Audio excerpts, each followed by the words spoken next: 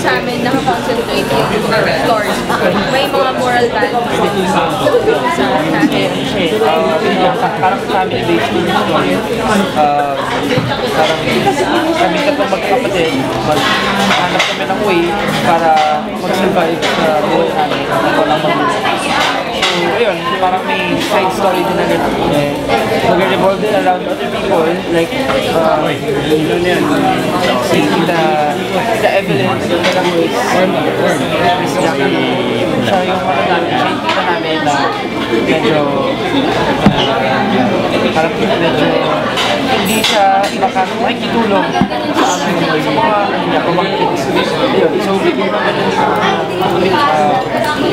parang kasi kontra sa story. May antagonist. Meron bang ano kasi wala naman kami sinasabi kahit. Pero yung kung ano yung meron kami yan, parang Or just enjoying it. enjoy naman kami ngayon na meron yung project together. Salamat dito. hindi naman kayo nagpapakialaman sa love life ng tao.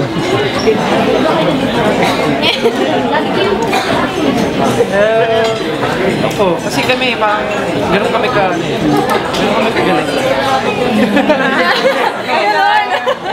Hindi, yung ano natin talaga may contest. Wala lang, parang sa sobrang tagal na nga namin nagsama, hindi na nagiging parang big deal. Or parang yung sobrang tagal na nga, yung sanay na kami sa buhay. Mas naging comfortable kami. Hindi ka naman magsisero sa pumapalitan mo ng video kay Julia. Hindi ko masasabi mo naman. Kasi, joke lang. Ewan ko, kahit Pero Elma, sa mga interesadong maniligaw, kasi mas kilala ko si Julia, ano pwede mong ma-advise sa kanila to win her heart?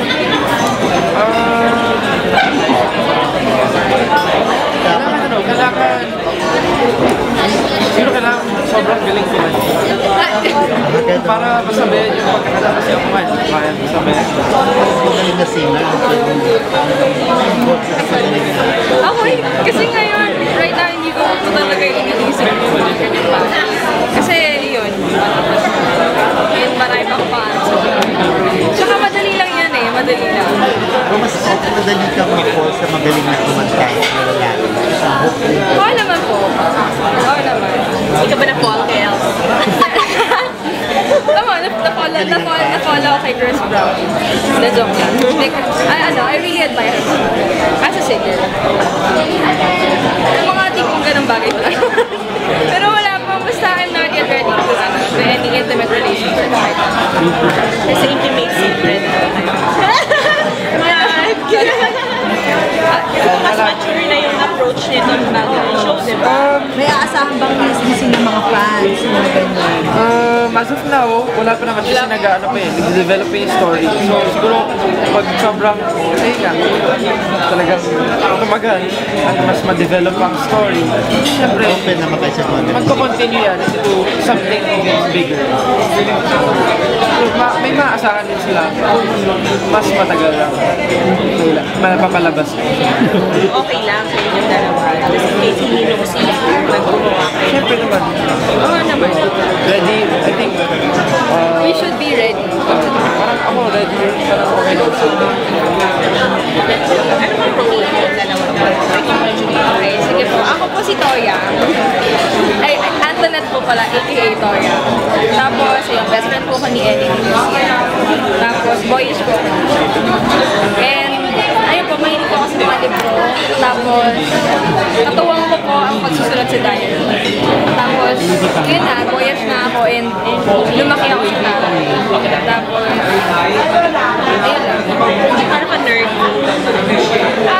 Nerd in a way na hindi like as in yung nerd na basta yung nerd na sobrang hinig lang niya sa books and sobrang ako lang sobrang positive na outlook niya sa buhay.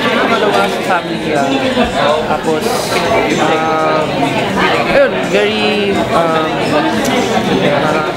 malaking bagay yung music sa life niya. So, yun talaga yung passion niya.